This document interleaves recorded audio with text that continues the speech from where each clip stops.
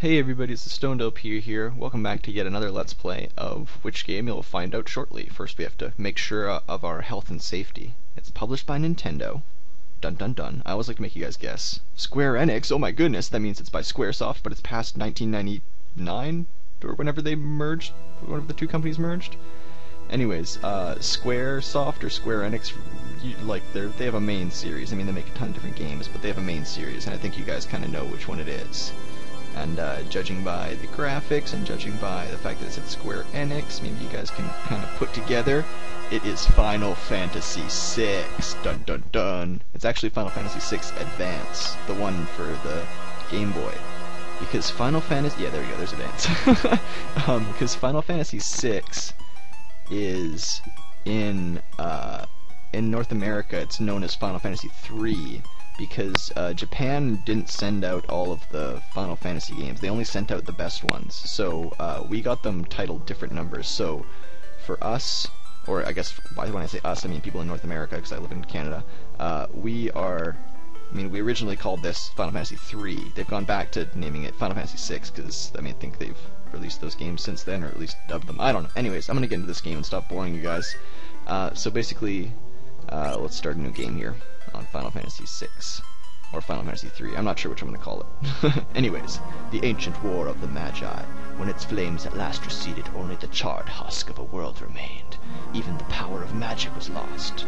It always starts out that way. It's like, oh, there was a magic war, a war about magic. In the 1,000 years that followed, iron, gunpowder, and steam engines took the place of magic, and life slowly returned to the barren land. It's not bad graphics for GBA / Super Nintendo type graphics. 16-bit is what the word I was looking for, I guess. Yet there now stands one who would reawaken the magic of ages past, and use its dread power as a means by which to conquer all the world. Oh my god. Once again, yeah, it's a usual story. There's like some sort of magic war, and then someone's like, hey, I want to use that magic to, like, be king of the world. And then people say, hey, that's not a good idea, let's fight. Could anyone truly be foolish enough to repeat that mistake? Yeah, of course. People are stupid. There's that old saying, if you forget history, you're condemned to repeat it, which is 100% true. And this game is no different. Dun dun dun. What are we waiting for?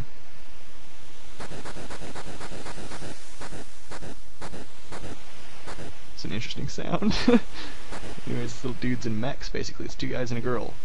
There's the city, and it's Wedge, and Biggs. Hard to believe there's an Esper been frozen there 1,000 years after the War of the Magi. Biggs and Wedge are common characters in all Final Fantasy games, as I'm sure you guys know.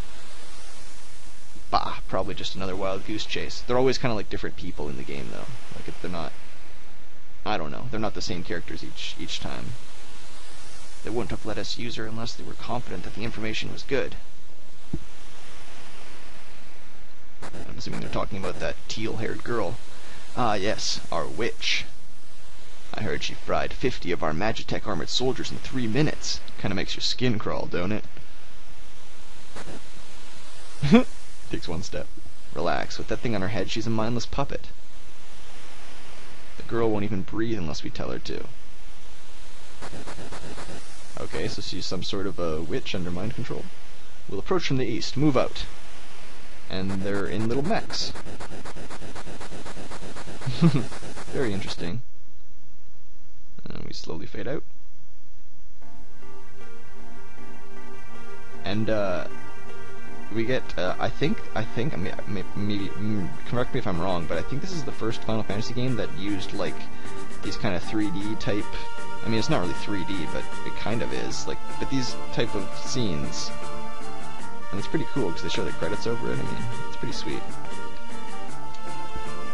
I do have to say, Nobuo or Nobuo, or Yotamasi or Matsu, whatever the hell that guy's name is. That dude, the guy who does all the music for Final Fantasy games. That guy's fucking amazing. He's like one of my favorite composers of all time. It's like him and like John Williams, the guy who did like Star Wars and Indiana Jones and all those fucking awesome songs. Those two guys fucking rule. Like, everything they make is amazing. I don't know how they do it. Anyways, I think can we skip through this, maybe? Yeah, we can. Okay, I'll skip through it. You guys don't want to see all these fucking Japanese names. You guys don't really care who fucking did that. I gave you guys enough time to hear the music. Anyways. Girl takes point, and don't waste time on the riffraff. Remember what we're here for. Let's move. Yeah, so we are actually... This is the first time we get to control our little guy for the first time. Whoops. The Esper's gotta be here. Let's keep looking. I didn't mean that. So you have to go forward. But if you press start, you can go into your little menu here. You got all these different little things, and you can see Biggs and Wedge, and then question mark here, who's a Magitech Elite, apparently.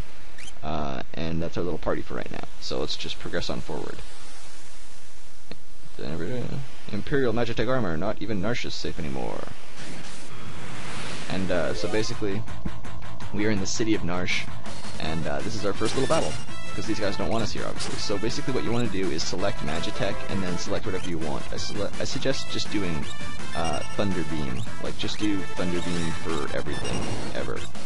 Just have all of them do Thunder Beam, and because they're in little mechs, that's why they can do this Magitech thing. These Magitech attacks, like Thunder Beam or whatever the hell it is, that are super powerful. And you get XP, and everybody's gaining a level. You get XP and Gil, which is obviously the money, the currency rather, in all Final Fantasy games is Gil. For Narsh.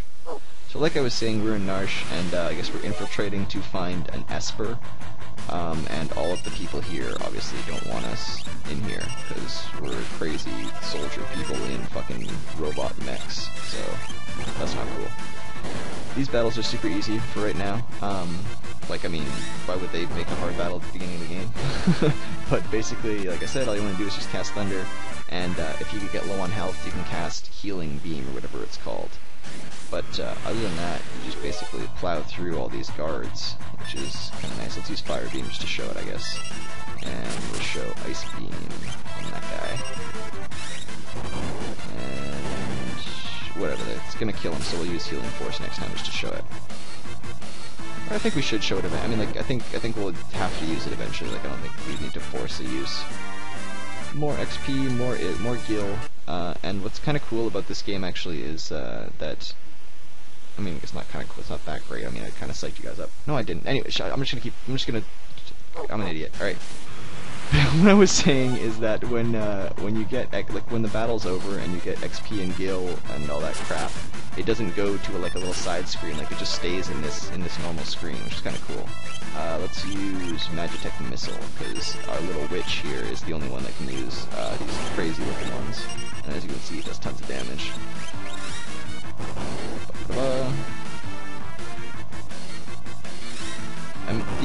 The graphics are pretty good. I mean, this is the last one that was on Super Nintendo.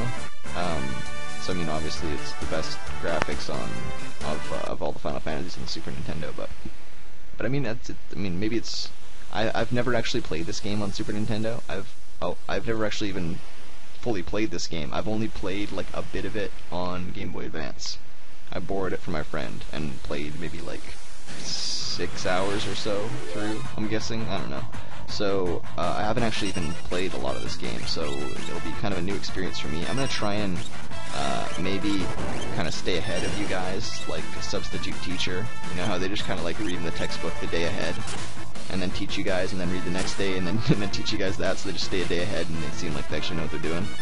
That's basically what I'm gonna do, is I'm just gonna stay like a little bit ahead of you guys, so I don't look like a complete idiot running around not knowing what to do, and wasting your guys' time.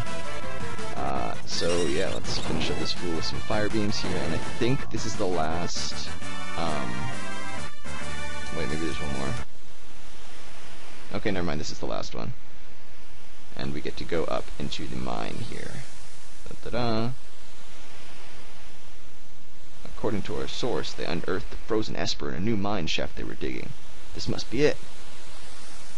I love how they break apart to like say one line and then come back together.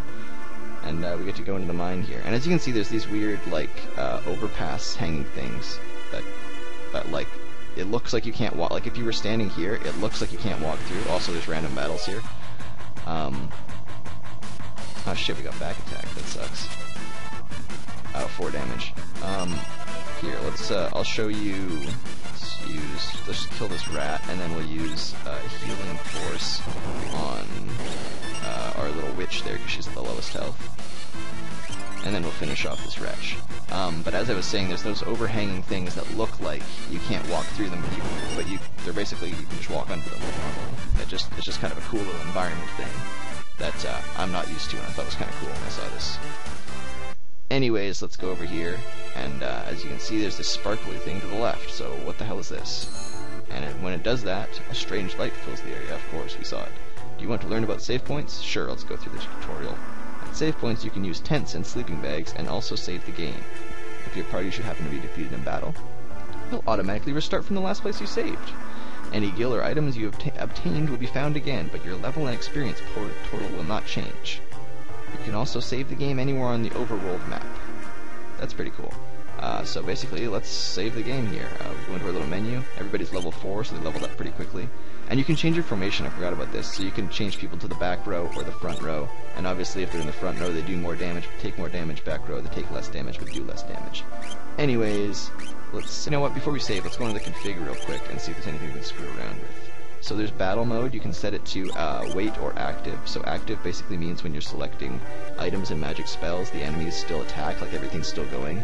And wait is when you go into your magic or item stuff, it just it stalls time for a bit. Which, I mean, you don't really need, but I mean, I'm doing an LP, so I'm gonna stick with that. Battle speed and battle mode. Let's keep that all the same.